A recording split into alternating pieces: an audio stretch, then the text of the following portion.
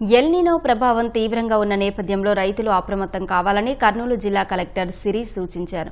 రైతులు ప్రత్యామ్నాయ పంటల వైపు దృష్టి సారించడమే కాకుండా రాష్ట్ర ప్రభుత్వం సూచించిన pre monsoon dry sowing PMDS పంటల వైపు మొగ్గు చూపాలని తెలిపారు.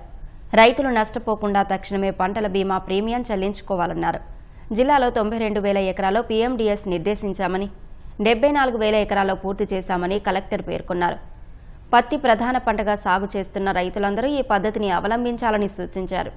మరో 1,00,000 ఎకరాల్లో పీఎండీఎస్ ట్యాంక్ బెడ్లలో పశుగ్రాసం సాగు చేయించాలని అధికారులను కలెక్టర్ ఆదేశించారు. పత్తి, వేరుశనగ పంటల బీమా ప్రీమియం చెల్లింపునకు జూలై 15, మిగతా అన్ని పంటలకు జూలై 31 చివరి తేదీ వరకు గడువు ఉందని కలెక్టర్ చెప్పారు. అన్ని శాఖల అధికారులు సమన్వయంతో రైతులను ఆదుకోవడానికి చర్యలు చేపట్టాలని కలెక్టర్ ఆదేశించారు.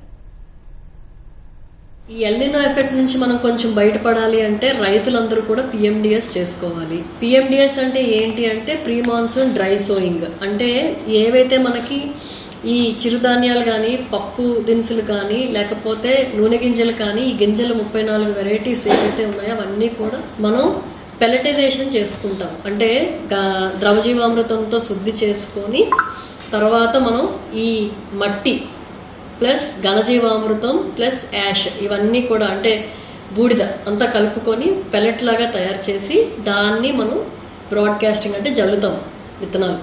అవి ఎప్పుడైనా సరే ఒక 2-3 నెలలు 4 నెలల వరకు ఎప్పుడైతే వర్షం పడదో అప్పటి వరకు అది అలాగే ఉంటుంది. సో వర్షం ఎప్పుడైనా పడింది అంటే ఆ వర్షానికి ఇవి మొలకెత్తుతాయి.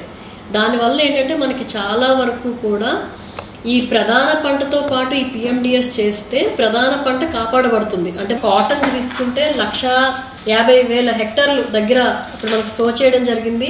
2,000 రూపాయలు మీరు కాటన్కి ఎకరాకి కడితే 48,000 వస్తుంది. సో అలాగే గ్రౌండ్ నట్ కూడా అంటే వేరుశనగకి 560 రూపాయలు మీరు ఎకరాకి కడితే 28,000 వస్తుంది.